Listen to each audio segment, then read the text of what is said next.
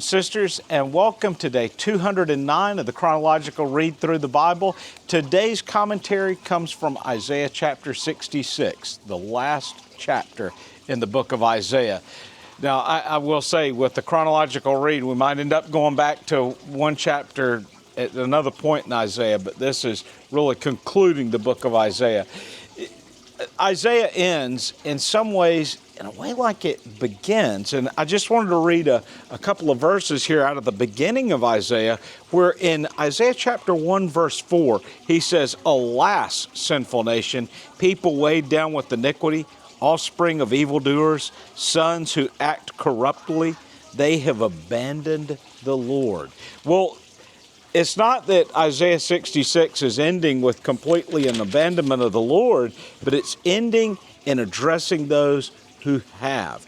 You know, there's two destinations that man has. Man ultimately has a destination that is either glorified with God or the destination of the worm. That is the end. That is, they're being devoured and eaten by worms. So we often say you have two places, heaven or hell, all based on your relationship with the Lord, all based on your relationship with the Messiah, with Jesus, the King. Well, I want to kind of address verse 24 first of Isaiah 66, the last verse of the whole book of Isaiah.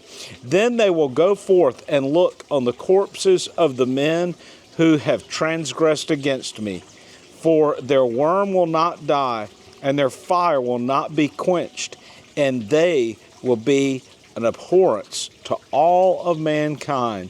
This is, in a way, speaking of those bodies that will be strewn across the valley of Megiddo, the final battleground of the Bible. So Isaiah 66, though, you would wonder, well, is there any hope in Isaiah 66? Oh, yes, it really is a glorious hope that we have in Isaiah 66. And it is really speaking or addressing the rejoicing of the saint in God's ultimate victory, because God is ultimately victorious. He's already won the war, but today we are faced with a number of small little battles.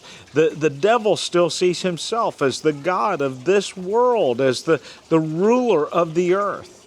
And yet, we know that Jesus defeated Satan on the cross. But just like I've addressed in previous videos, in the same way that King Saul still sat upon the throne of Israel, even though David had been anointed by Samuel the prophet as the king, Saul still sat on that throne. Saul still fought to overthrow King David. And yet, Saul was no longer the one who was anointed. Saul no longer had the Holy Spirit of the Lord resting upon him. Not within him, and I've addressed this before. I just wanted to make mention of this, but let's look at Isaiah chapter 66, verse 1. "Heaven is my throne, and the earth is my footstool. Where then is a house you could build for me? And where is a place that I may rest? For my hand made all these things. Thus all things came into being, declares the Lord. But to one I will look, to him who is humble and contrite of spirit, who trembles at my word." Once again, we have this emphasis of the importance of God's word. And this is word capitalized, so I think that it's a twofold meaning. It is speaking of an actual word of the Lord, but it's also speaking of the Messiah. Because as I've made mention again, the Messiah is referred to as the word of the Lord. And let's just consider the beginning of the book of John. And in the book of John, chapter 1, verse 1, we have this addressed of the Word. And it tells us in John 1:1, "In the beginning was the Word. The Word was with God, and the Word was God. He was in the beginning with God. All things came into being through him, and apart from him, nothing came into being." This is clearly speaking of the Messiah, speaking of Jesus. And again, I believe that's what we find in Isaiah chapter 66. But it also says, to him who is humble and contrite of spirit. So are you humble? Are you somebody who you don't see yourself as haughty? You don't see yourself as above God? But so many people today do. There's many people that feel that God owes them something, and yet He was the creator of heaven and earth. All that we see, He made. And it even says, who can build God a home?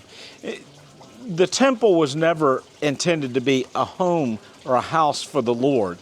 Not like the pagan nations and their temples. They were to be houses for their pagan gods or for their false idols. But the temple in Jerusalem was just a place to worship the Lord at, never seen as really being His home or His dwelling place, but just a place to worship at. So then in verse 3 it says, but he who kills an ox is like one who slays a man. He who sacrifices a lamb is like one who breaks a dog's neck. He who offers grain offering is like one who offers swine's blood. He who burns incense is like one who blesses an idol, as they have chosen their own ways, and their souls delight in their abominations. Well, you would say, well, no, wait a minute. These things weren't abominations. The Bible said to sacrifice the ox or to sacrifice the lamb and to burn incense.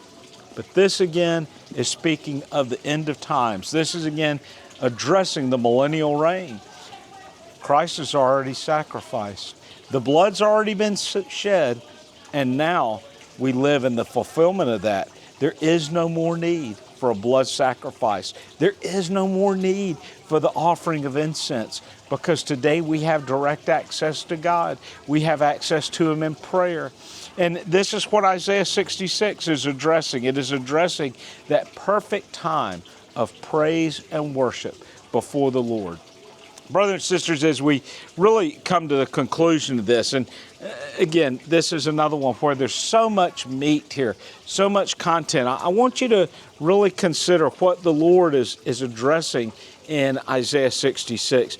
As I mentioned, there's 66 books of the Bible. There's 66 chapters in the book of Isaiah.